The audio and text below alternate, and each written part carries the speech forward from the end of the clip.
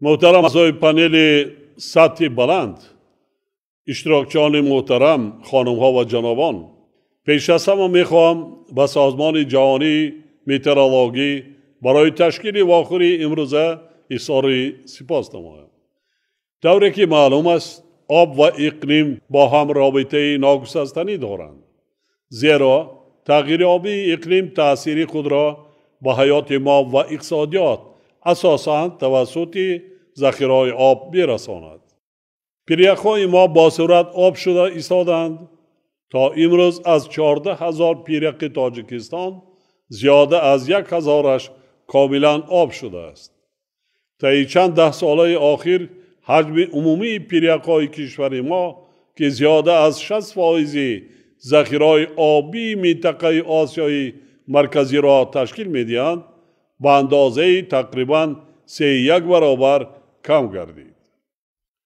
در واخوری اولی پنل سطح بلند وابسته به آبشوی پیرک‌ها در تاجیکستان و دیگر منطقه‌های عالم مثال‌ها آورده بودم.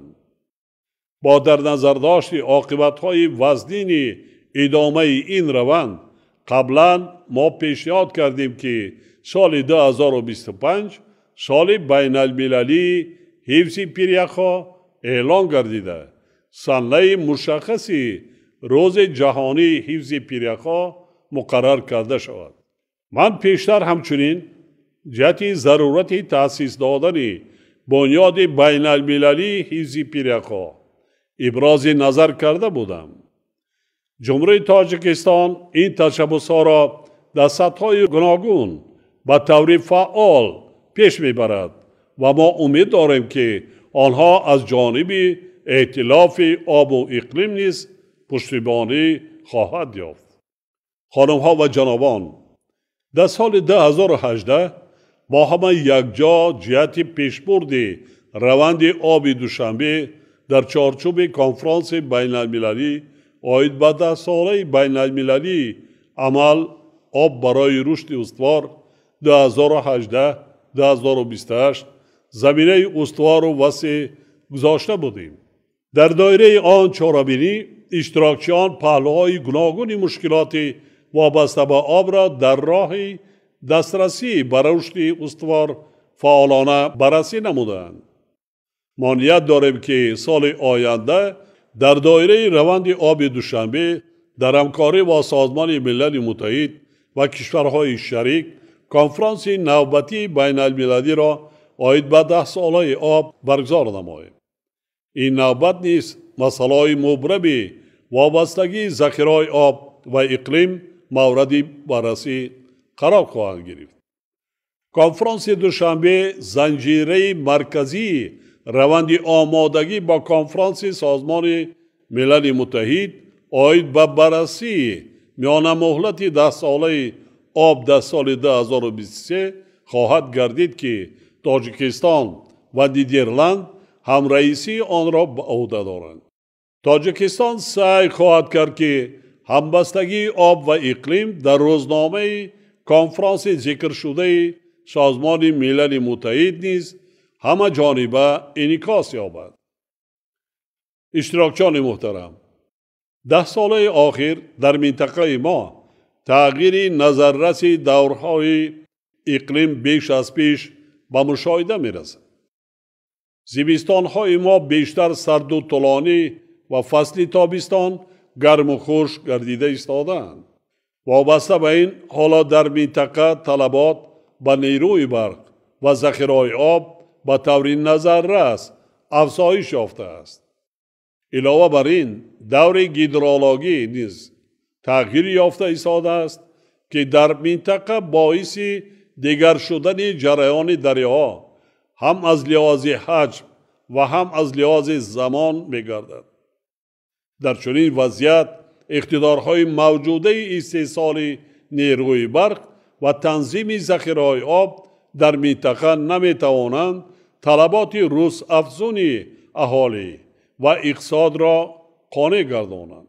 چنانچه تابستان سال گذشته تاجیکستان مجبور شد که صادرات نیروی برق را به کشورهای همسایه موقتاً قطع نماید.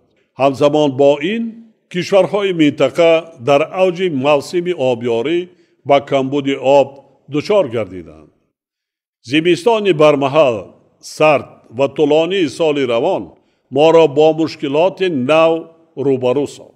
بر ضمن این سال جاری خشکسالی شدید در بعضی کشورهای منطقه باعث تلف یافتن زراعت‌های کشاورزی و سرشمار زیاد چاروا گردید.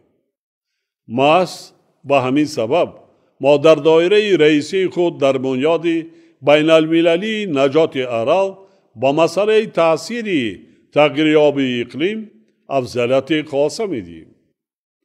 در این ضمن ما نیت داریم تلاش‌های خود را جهت جلب توجه کشورهای منطقه و جامعه جهانی به فعالیت بیشتر و اندیشیدن چاره‌های تأخیر ناپذیر در سمت مقاومت با تغییریاب اقلیم و رفع عاقبت‌های آن ادامه دهیم.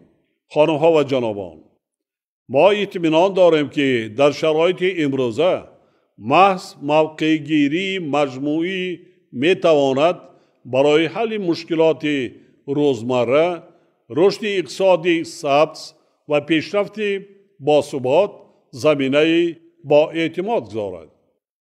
ما بار دیگر جانبداری خود را از این روند اظهار نموده کوشش‌های علاوگی به خرج خواهیم داد که موقع گیری همگرایانه در راه حل مسئله های آب و اقلیم جای نمایان داشته باشد.